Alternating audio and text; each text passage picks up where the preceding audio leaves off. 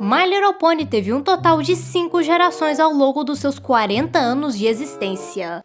E cada geração era acompanhada por uma série animada, que obviamente são bem diferentes uma das outras quando colocamos em comparação. Mas isso já era esperado, levando em conta que cada desenho foi lançado em épocas completamente diferentes uma da outra.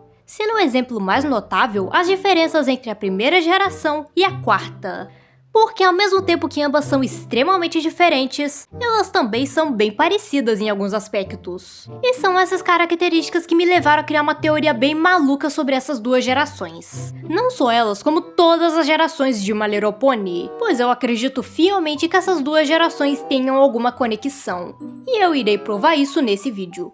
Hello Crystal Ponies, aqui é a Laura Merepeleal e esse vídeo é sobre a minha teoria da conexão entre a primeira e a quarta geração de My Little Pony. Eu criei essa teoria enquanto gravava o meu último vídeo. Eu digo criei entre aspas porque essa é uma teoria bem antiga na fandom da série. Só que existem várias variações dela, então eu não criei essa teoria. Esse vídeo se trata da minha elaboração dela. As únicas duas gerações de My Little Pony que estão oficialmente interligadas são a G4 e a G5, pois a quinta geração se passa alguns séculos depois dos acontecimentos da G4. Mas e se as outras gerações também estiverem conectadas entre si? Em My Little Pony A Amizade é Mágica, vários personagens são reciclados das gerações anteriores. Mas para contribuir com a nossa teoria, um fato importante é que o Grogar era um personagem da primeira geração de My Little Pony. E sim, isso pode ter sido apenas uma homenagem, porque como eu disse, vários personagens do Amizade Mágica são reciclados de outras gerações. Mas esse detalhe é importante para nossa teoria, principalmente por causa dessa fala. A terra que se tornaria Equestria era uma mera coleção de fazendas e pastagens até ele se declarar imperador de tudo o que viu. Então, a minha teoria diz que esse passado muito distante que o Grogar e o T-Rex se referem é, na verdade, a primeira geração de My Little Pony. Até porque nesse desenho Ponylândia... O que vamos fazer? Ponylândia vai secar e explodir. Tinha pouquíssimos lugares além de casas e castelos. E como eu já havia dito antes, o fato do Grogar ser um vilão da primeira geração contribui um pouco pra gente imaginar que talvez a G1 de My Little Pony se passa no mesmo universo do Amizade é Mágica, só que no passado. E sem contar que o Grogar menciona que o seu sino foi roubado por Gutsy, a Grande, que coincidentemente também é uma personagem da primeira geração de My Little Pony. Então o que aconteceu com os humanos da G1? E os quadrinhos do My Little Pony Generations?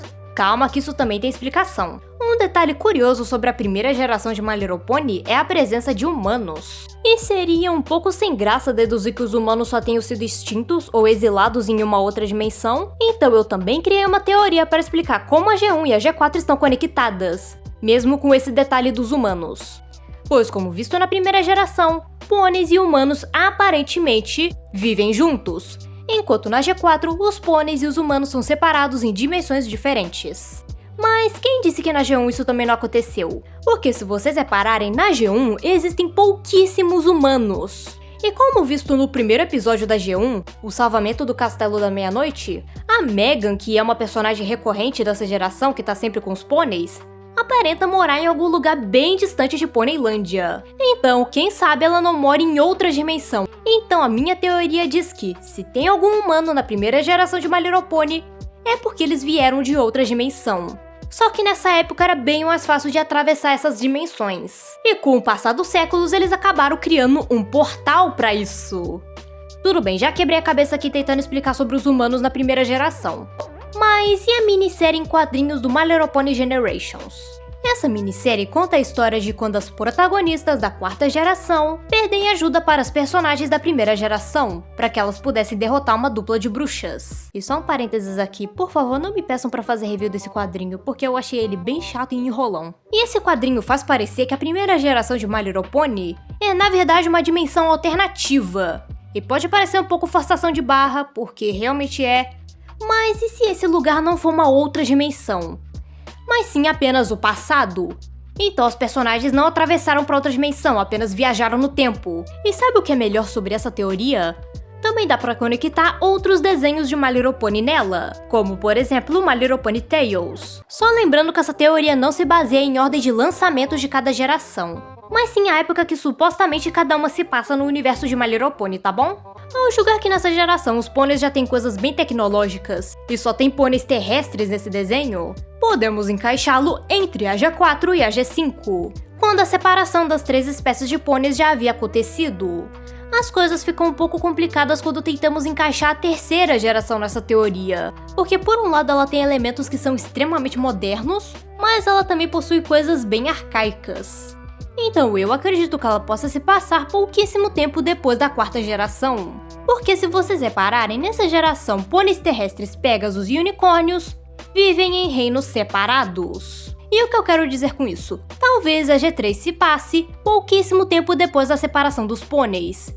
Na época que eles ainda não tinham medo um dos outros, eles até interagiam um pouquinho. Mas com o tempo as 3 espécies foram se separando mais e mais até chegar no My Little Pony Tales e eventualmente chegar na G5. Mas então, o que vocês acham dessa teoria que eu criei?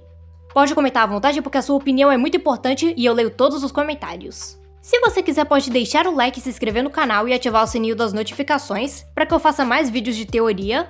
E se quiser também pode assinar o Seja Membro do canal.